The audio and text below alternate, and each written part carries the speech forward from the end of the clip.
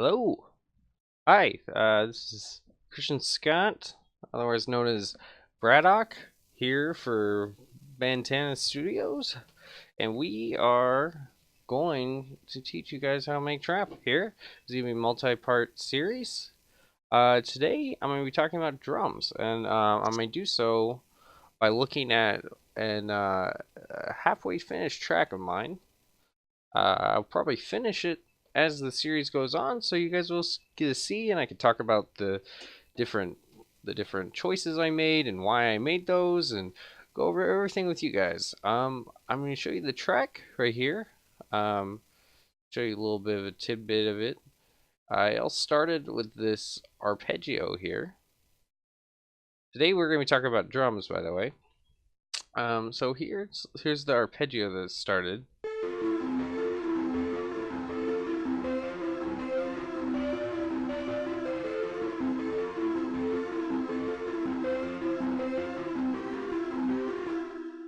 And then, I have this build up here, and eventually, it'll start right by the drop.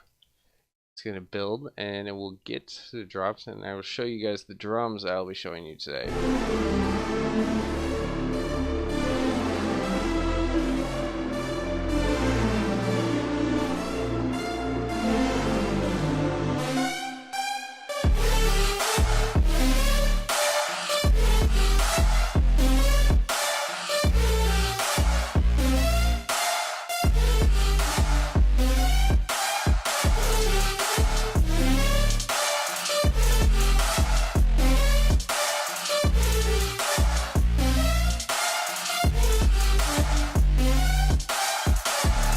Alright, so those are the drums. You can hear them all by themselves right here.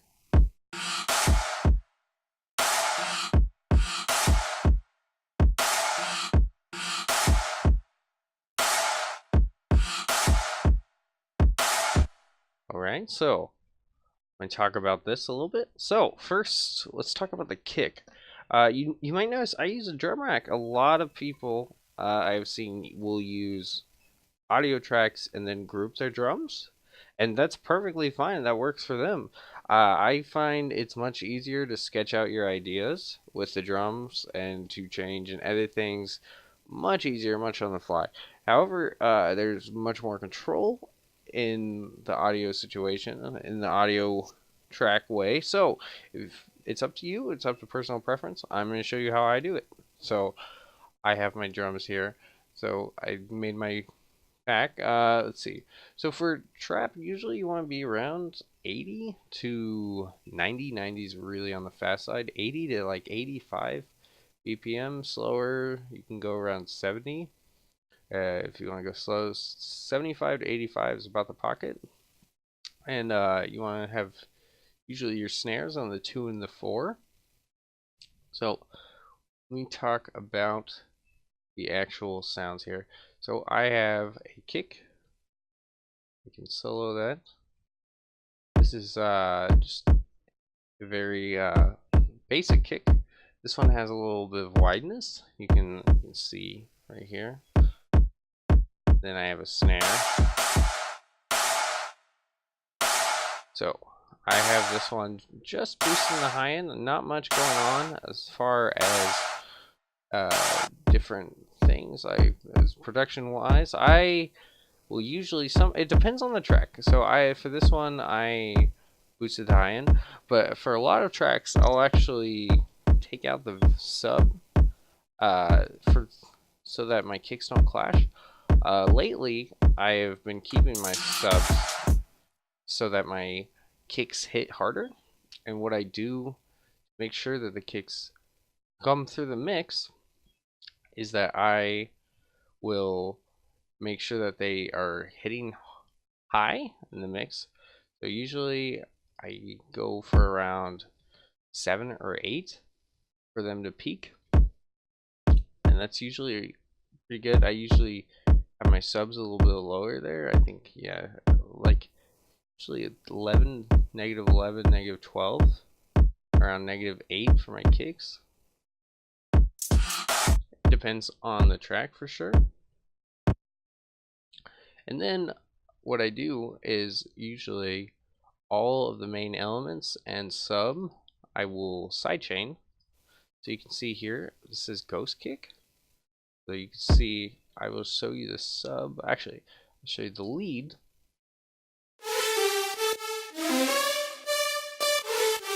You guys hear the little dips in volume? I can actually take off the kick and the snare. So, and I will turn it back on. You can hear those little sounds, and so this is so that your kick will come through the mix. It's really easy to do. You just pull up a compressor, and then you're gonna press this little triangle here. It's gonna pop up, and you're gonna click sidechain, and then you're gonna pick the track you want. You don't really have to mess with this.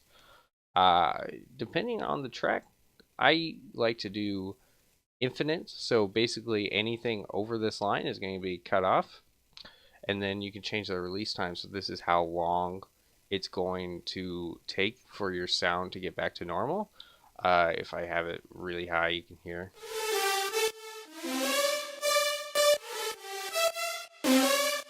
So for this big kick and this big reverb sound, I wanted something higher on the around 50. Usually I keep it around 30 to 40. It really depends on the sound. I will change it depending on the sound. For the sub, I like to keep it higher, but I also leave some distance here. So in the lead, I have it so it's not all the way down. So there is a little bit of sound coming through, and when you do that, it's so that way it's not super noticeable. Because if I go like that, and then you listen to the track, okay, let me unsolo this. It's a little too noticeable for me. You could definitely do that, and that's a really easy way to make a up and down kind of sound. But I like to leave a little bit of space. It really depends on the sound. With the sub, I'm the same way. I to leave. Should usually bring this down a little bit.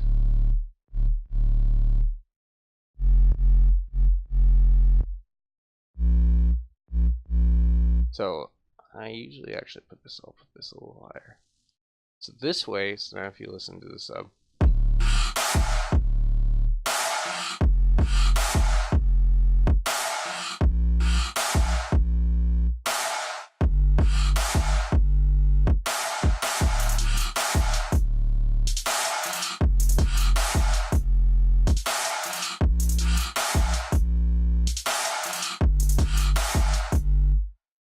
Bring up the kick just a tad too.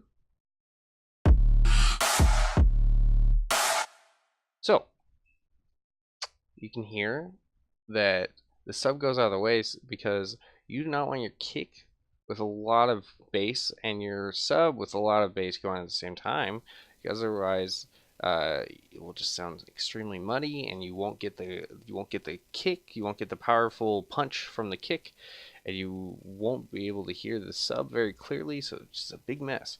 So you definitely want to sidechain that, or you want to remove the subs from your kick by taking an EQ, and you're going to want to high pass here, and you want to high pass to around 60 or 70. So if I do that,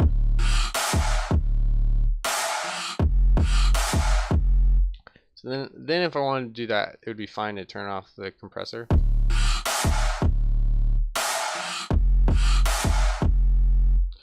I like the kicks to hit a little hard. I like them. I like to feel them.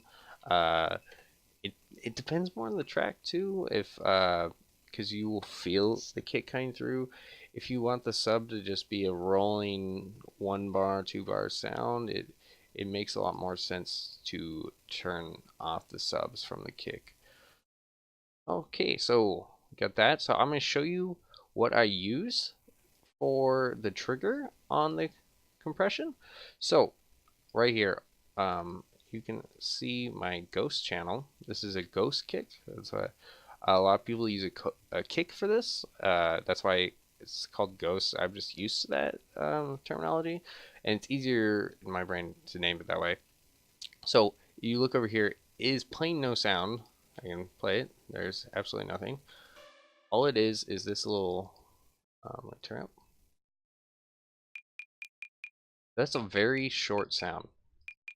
And the reason I have that instead of just tying it to my kicks is so that I can be much more precise with this. It's just a trigger. It's just it just sends a signal to the compressor that this is the time that I want you to duck out.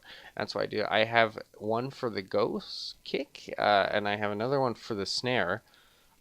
This is so not all elements need to be tied to the snare, but not all, like pretty much all elements need to be tied to the kick for this particular track. This is an optional thing. This is so that your kick comes through, but not all elements need to be tied to the snare. For instance, the sub is so low that it's never going to interfere with my snare, so there's no reason to tie it with the compression to the snare. So I have separate tracks for them. So you can see that this, for instance, this is my bass, my respace, I believe.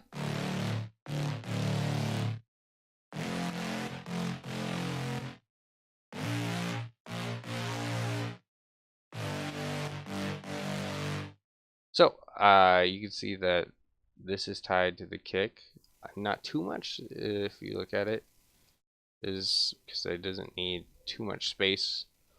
Because this is not really interfering with the sub low frequencies and not really interfering with the thump, so I don't have to bring it up that much. And then I also want this to duck a little bit for the snare, so you can see this.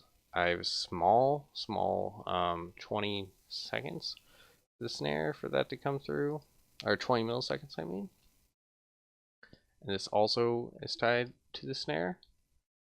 So the way this works, so now I can, it will duck all the tracks I need to, will duck in volume in that very small moment, just the attack point of the snare and the kick, so it clears out.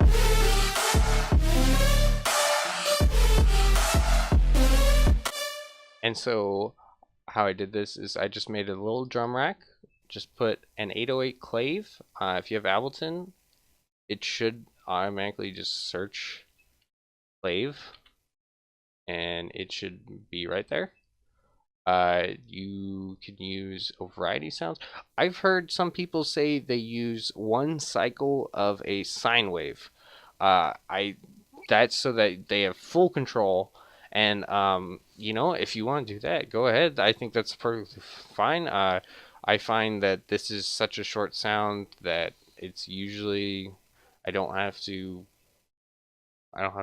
mess with it too much. It's not too long in any way.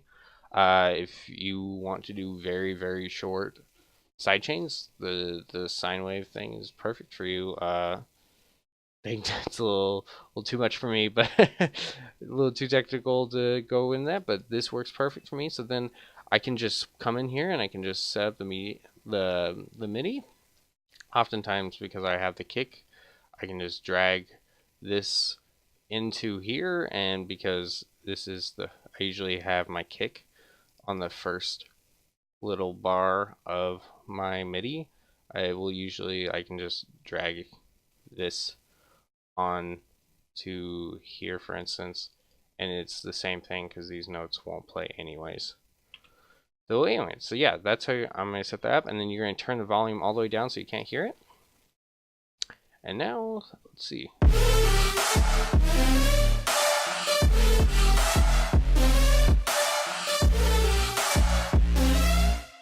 There you go. You could hear the drums pretty well. They're not too over the top in your face. If I want to, I would mix them higher. I would bring everything down, not bring them up, so that way you have more space in the mix. I think I'll do that just a little bit.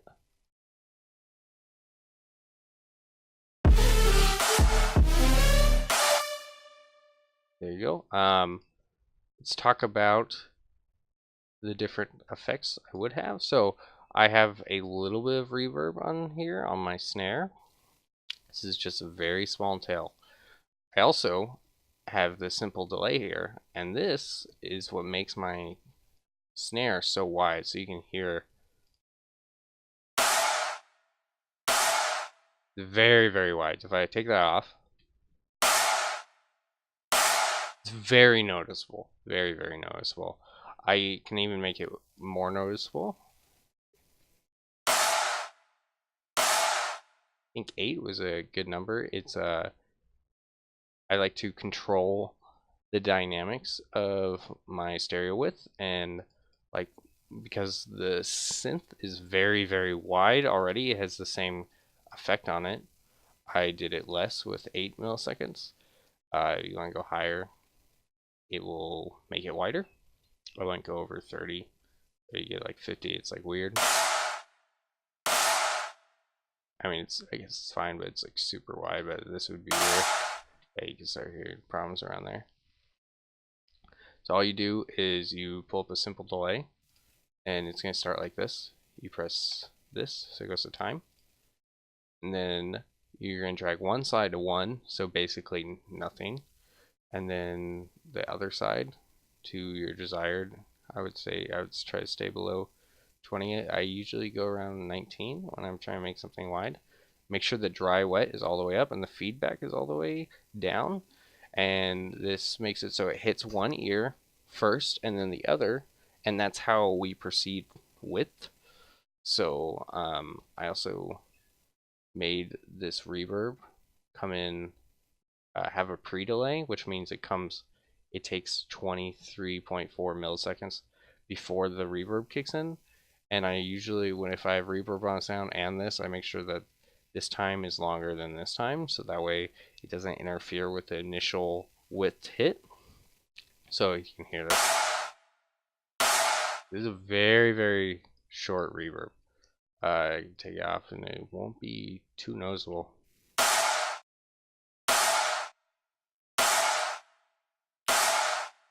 I'll probably bring that up a little bit.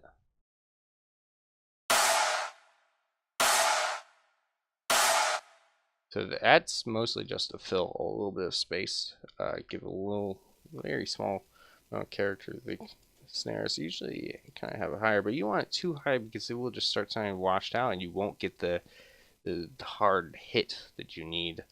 And if you have reverb on your snares, and they're too washed out and everything, try putting your pre-delay up a lot higher. Like you can put it up to like 100.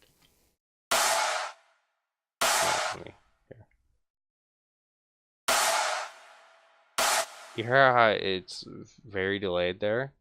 So you'll still get the snare, like initial hits, but you will also won't have the washed outness of it. So, also a trick I found kind of randomly. I was just experimenting one day, and I realized that Crane does this a lot. I believe I saw in one of his the master class he did, Nightmare. He also does this for his track. Is very simple. Just go to your glue compressor settings here and go to drum full parallel, and you put that on there, and this squashes your drums, but it's only at 50%, so you get much more nice controlled dynamics within your drums. So I suggest that if you have Ableton, I put it on all my drum tracks. If you're doing an audio group of your drums, all you have to do is group them and then put this on there. This makes it so that it really does make it sound that your drums are within the same place. So like, I can take it off here.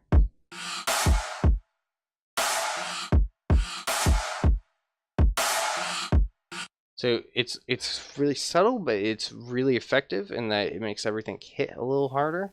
Brings all the volumes a little closer together and more cohesive. It's really, really nice. I have really simple percussion on here. I'll go a little further in track. I have the So I have different hi-hats in here too. It is a pretty simple percussion comparatively to a lot of my tracks. So the breath, I have the same effect pane. I have it going the opposite side.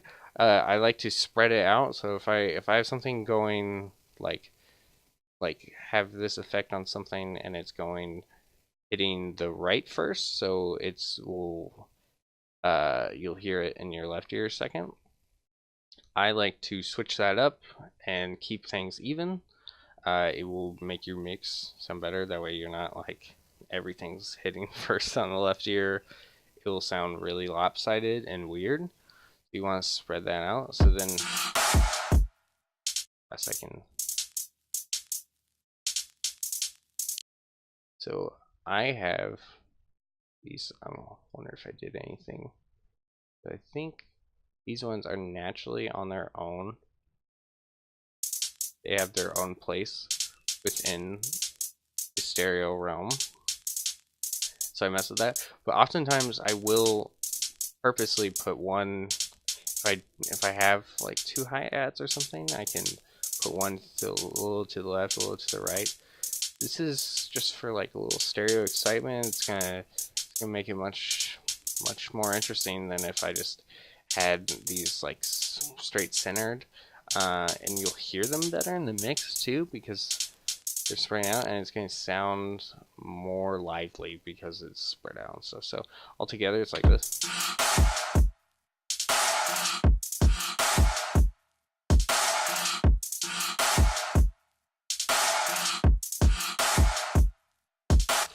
One trick that you might want to use is fringe areas, but for instance, if you have a percussion sound and you like it a lot, but it's interfering with your kick or snare, but you don't want to cut it out completely, you can also pull your sidechain compression and put it on there within the rack here.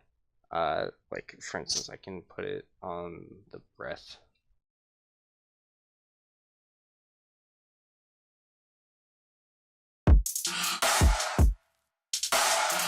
It's not going to be noticeable because it's not. It's on the offbeat of the kick and the snare. But yeah, just keep that in mind. It's basically, actually, I can talk about EQ real quick. So if you want your kicks hitting harder, for instance, my kick here is worked great.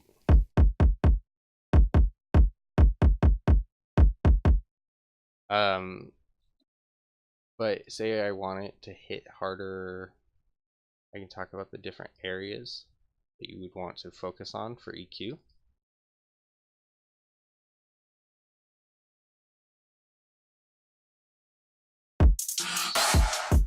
So you can see it's really hitting around here in the sub range. I can see. So I want to boost the low end a little bit. If you don't have enough thump, this is the area that you want to put in. You need your kick to be more noticeable in the mix, boosting around 6. I would say like anywhere around 3 to 8K. You'll hear it depends on the kick and the different sounds in there.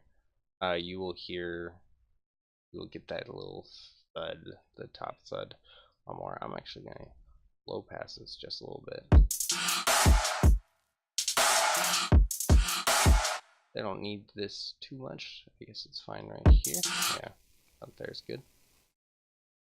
Then also, if you notice that your kick sounds really muddy, just kind of like flabby, in the 200 to 400 hertz range, you can make a little cut here.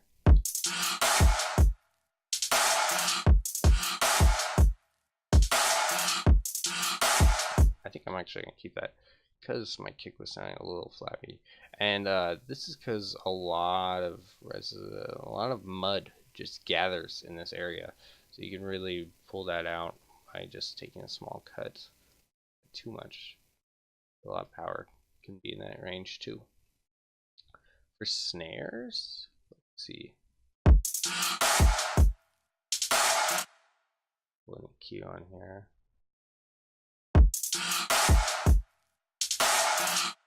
You can take out the subs a little so it doesn't interfere with your sub. 60, 70. Should be fine. Just brick wall it there.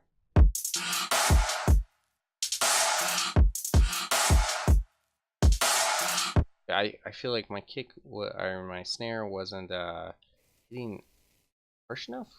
It's makes sense. I didn't have like that white noise kind of sound I was originally going for, so I'm gonna boost it around the 8 to 10 kHz around there, and that's for the really sparkle, I guess is the best way to put it. You can add some more punch to your kick by going around the 200. I mean your snare. Not with this one. This one's a very white noisy kind of thing, but 200 hertz works well for them. Another range is the like 100, 1000, like 2000. Often you can get a lot of harshness in this range. Not this one. This one is where the airiness, I can take that out. But often cutting there will help a lot. Also 2 to 5 kHz you can cut there if it's a little too harsh. Very small cuts usually. Don't want to go overboard. Let's hear this in context.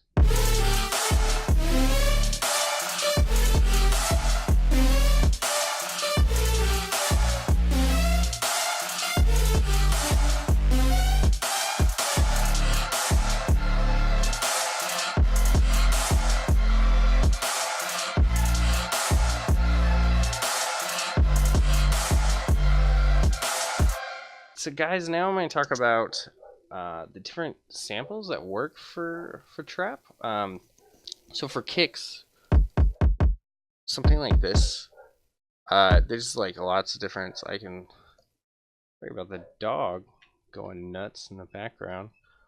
I don't know if you guys can hear that. So there's lots of like really electronic kicks like that, and like hear the sub like really prominently. That's not really what you want for trap. Really what you want is something that sounds kind of acoustic, but it will have a lower kind of punch.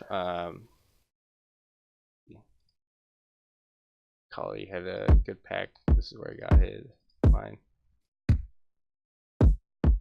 Hear how it's kind of like muffled and like lower passed? Kind of what you want. Bandana actually has some really good ones. Let's see, that's a great kick for other genres, but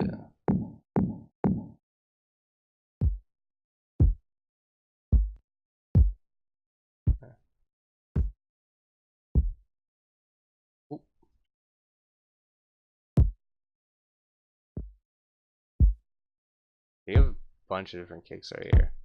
See, that's like a really good one for trap. It's just kind of muffled sound. You'll hear it a lot. She has a pack.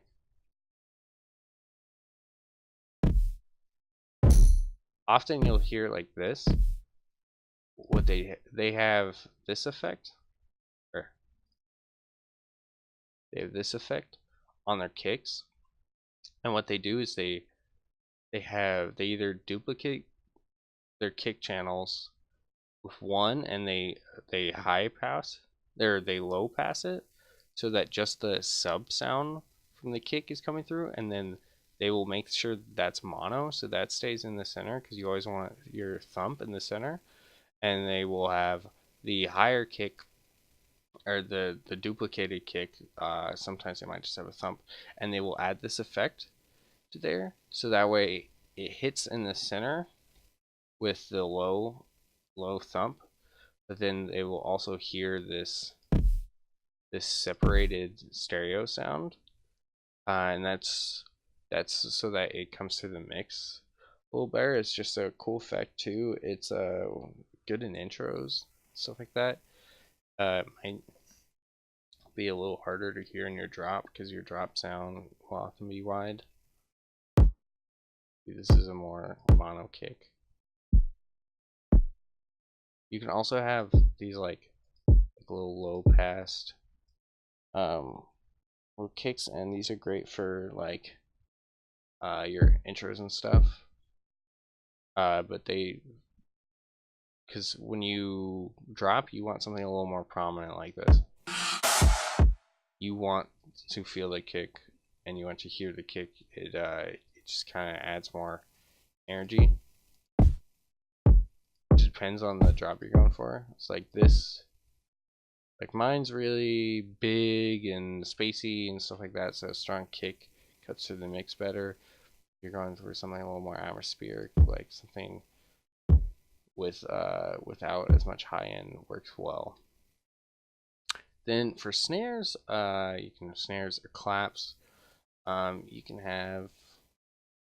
You don't really want like something like some basic some basic stuff like this. You want like, ooh, that's harsh. I got this one. That's really different. There is for trap, you can use a variety of sounds.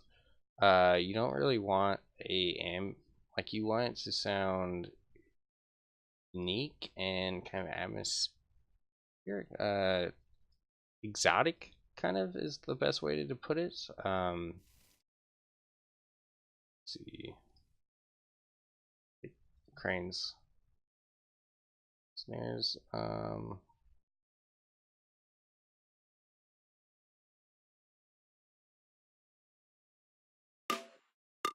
He has like a lot of something that's harsh like that works well. Everyone's probably heard this one. That something like that would work well. Nah, handy dandy. That would work something like some kind of kick like this works well in like an intro for like atmospheric. This is Arab music. He has good snares and stuff. Something like that works. Yeah, something with harshness and good attack is really what do you want? Like good. Yeah, something like this. It also has width. So you can find this. This is the Dark Trap antenna pack. Then hi-hats doesn't really matter. Often you're gonna want cool percussion, really unique stuff. Works well on trap. Like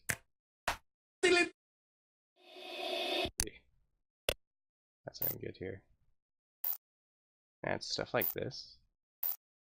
It's like it's like an offbeat or something. Kind of rhythmic element. Yeah, stuff like this. Like you can like use as like replacement for the hi-hat, and that works well in trap. Yeah. Another thing, you guys want your kicks and snares really hitting around the same area. I always have my snares a little lower than the kicks, because otherwise your snares can get really harsh really quickly, and when you play them on louder speakers, it just like hurts. No one wants to be hurt by music, so don't have your snares too loud, guys. But you want your kicks and your snares as one of the highest elements of your tracks. I like see on my master right now, I have this glue compressor. Tie everything in. Turn this off right now. I play my drop.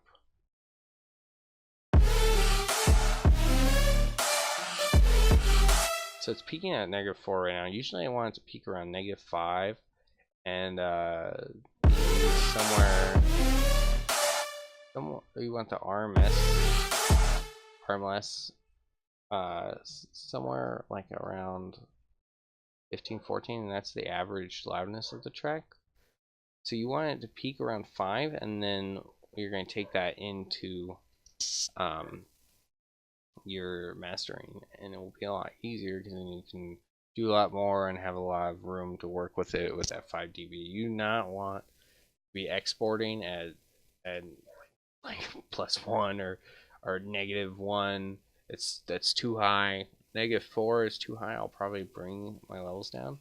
But having it kick around -7.5, -8, and having my snares around the like 12 to 13 range. I mean my sub. You want those to be like some of your loudest elements, especially the sub because it's harder to hear the sub if you don't have it high enough. And then you want everything else really lower. This is peaking at 13. I might bring that down a little. This is -20. That's pretty good. And if you need more space, guys, bring down stuff, and you don't always need to bring up the volume, everything. So you want your kicks really present in the mix. I need to even bring them up just a little more tab. Let's see.